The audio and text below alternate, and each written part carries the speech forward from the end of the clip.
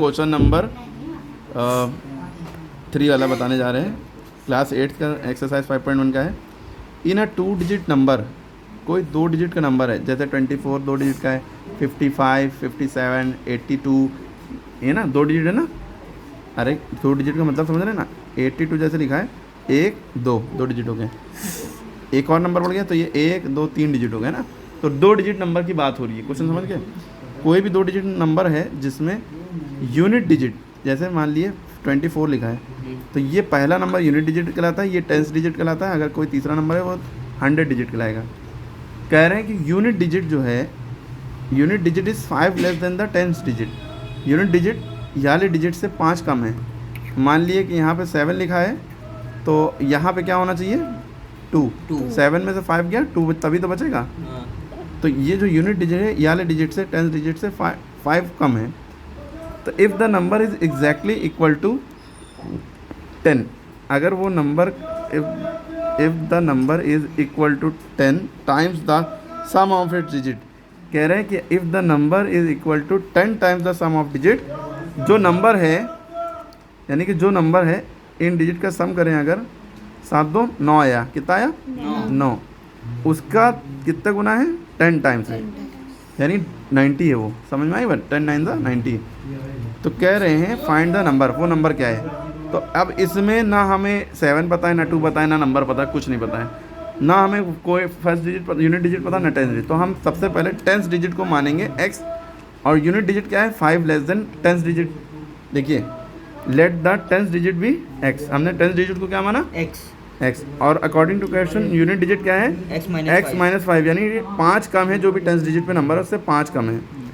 और according to question हमें जो नंबर बनना है वो क्या बनना है हमारा।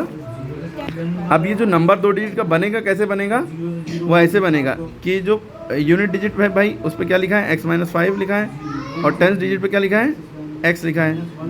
और जब वो नंबर बनेगा तो जो टेंस डिजिट होते हैं उसको 10 से मल्टीप्लाई कर देते हैं, यानी उसके आगे 10 लिख देते हैं और बीच में प्लस लगा देते हैं। ये एक्चुअल में वो नंबर बना, ठीक है, इन्हीं दोनों की हेल्प से, कि यूनिट डिजिट पे हम 10 से मल्टीप्लाई कर देते हैं और वंस डिजिट को जो लिखा है वो ऐसे ही लिख दिया, ठीक है। यानी 10x प्लस x माइनस 5 वो नंबर पूरा बना। अब अकॉर्डिंग टू क्वेश्चन कह रहे हैं कि जो नंबर है, अगर उस नंबर को हम माने, उस नंबर, वो नंबर जो है वो 10 गुना अपने डिजिट के सम के बराबर है, 10 टाइम्स, यानी 10 इंटू, ये क्वेश्चन लिखी, यानी ये नंबर लिखा, वो नंबर 10 टाइम्स है अपने ही डिजिट के सम के। तो पहला डिजिट ये है x और दूसरा डिजिट ये माना था x माइनस 5, इन दोनों का सम कर दिया, यानी इसके 10 गुना इनके सम करने के बाद, प्लस करने के बाद उसको 10 से मल्टीप्लाई करेंगे, उसके बराबर है, ठीक। अब जब इसको सॉल्व कर लिए, बस ये क्वेश्चन बन गया, अब आप सॉल्व कर लिए। ये नंबर की फॉर्म है और ये डिजिट की फॉर्म है, इस तरह से लिखते हैं, याद रखिएगा। 10x plus x 11x, 11x में 5 जा नहीं सकता क्योंकि यहाँ x लगा, यहाँ नहीं लगा, सॉल्व नहीं होगा। 10x प्लस x 2x हो गया माइनस 5। अब 10 2 ज़ा 20x माइनस 10 5 ज़ा 50। अब 11x और 20x ये साथ में कर लेंगे, दोनों में x से सॉल्व हो जाएगा।